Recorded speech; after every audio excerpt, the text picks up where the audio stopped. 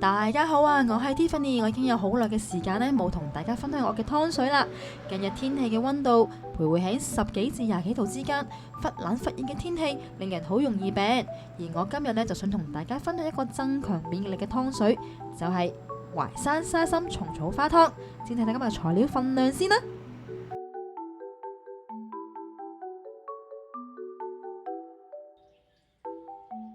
佢係蟲草花，蟲草花唔係蟲，亦都唔係草，佢係人工培養嘅真菌類食材。蟲草花係一種營養價值好高嘅食材，佢含有豐富嘅蛋白質、維生素、礦物質同埋多種生物活性成分，對人體有多方面嘅保健作用。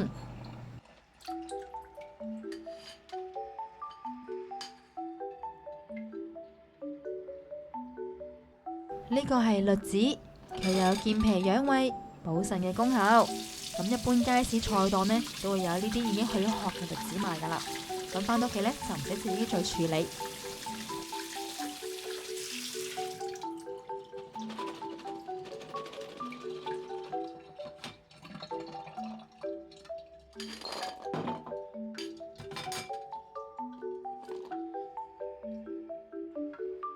呢個係杞子。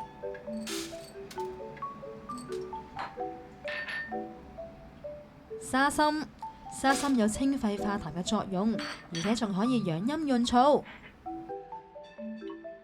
仲有蜜棗，經常食用沙參可以增強人體嘅免疫能力，而且能夠降低病嘅機率。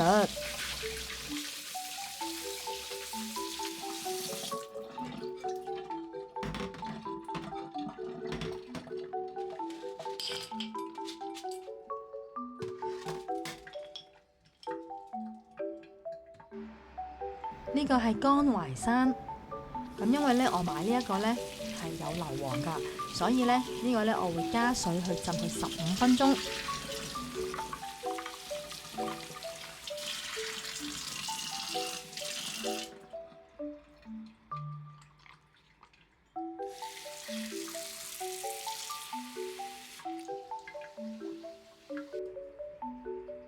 呢個係紅蘿蔔。咁通常我煲湯呢都會揀有泥嘅呢一隻，咁呢，我買返嚟嗰陣呢已經沖洗咗啲泥啦，咁而家呢，我就會再用清水去再略略沖洗多次啦。呢個係粟米，如果想個湯再清甜啲嘅話，就一定要揀超甜粟米啦。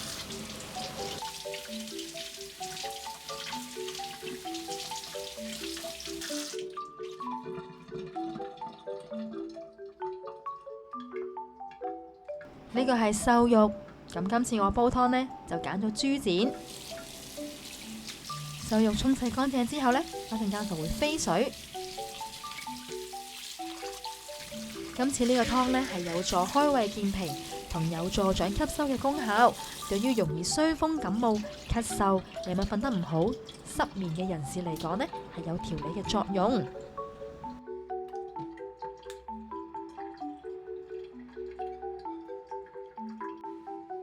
咁紅蘿蔔呢，頭先就已經洗乾淨啦。咁我而家先將個頭尾切走，唔要。咁紅蘿蔔煲湯呢，我一般呢都會係連皮一齊去煲湯嘅。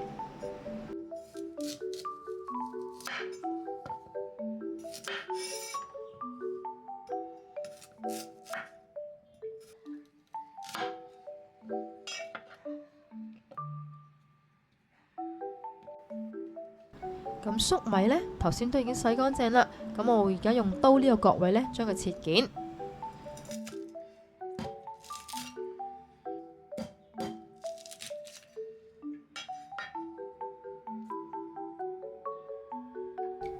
瘦肉凍水落飛水。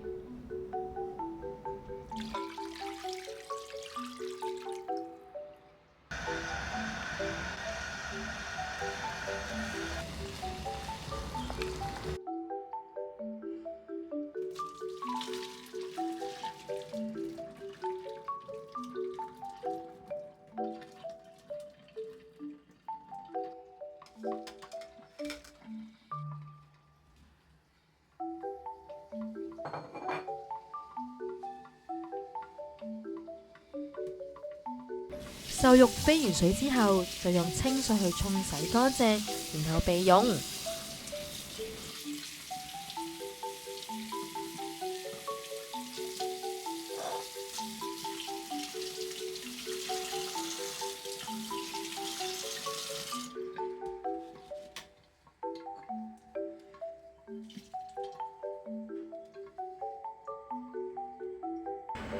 如果所有材料都準備好嘅話，就可以將全部材料放入個湯煲裏面。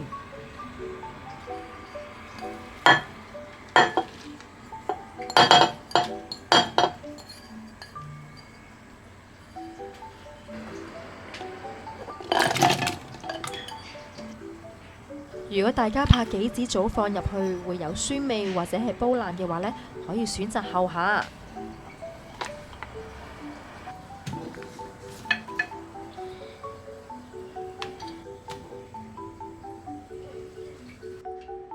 然後加入清水，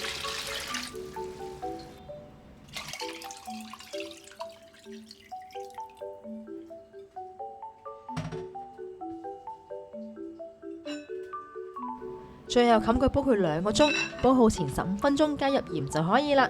因為呢，我呢個電子湯煲啊，如果大家係用明火去煲湯嘅話呢，就記得先用大火煲佢10分鐘，然後再轉小火煲佢2個鐘就可以啦。